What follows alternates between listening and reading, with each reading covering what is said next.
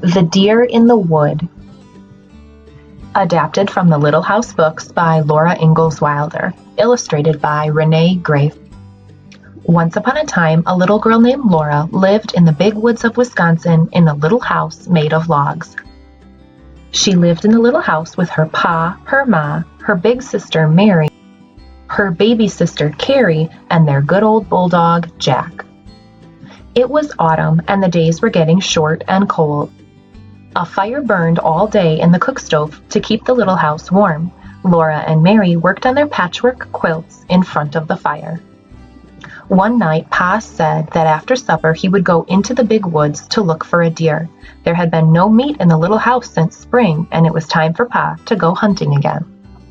After supper, Pa went into the big woods. Laura and Mary went to bed, and they missed the songs Pa always played for them on his fiddle before they fell asleep.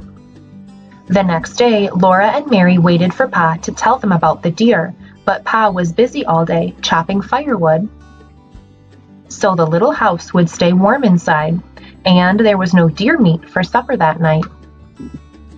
After supper, Pa took Laura on his knee, while Mary sat close on her little chair.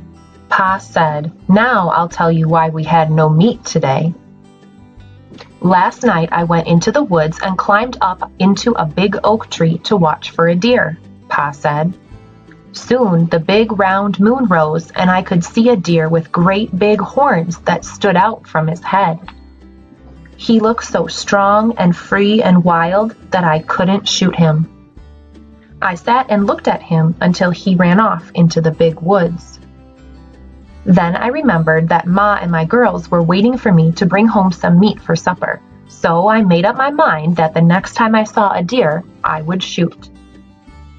After a long while, a mother deer and her baby fawn stepped into the moonlight. They stood there together, looking out into the woods.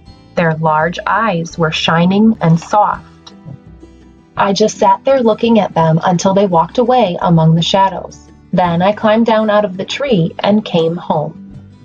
Laura whispered in his ear, "I'm glad you didn't shoot them." And Mary said, "We can eat bread and butter." Pa hugged both of them together and said, "You're my good girls."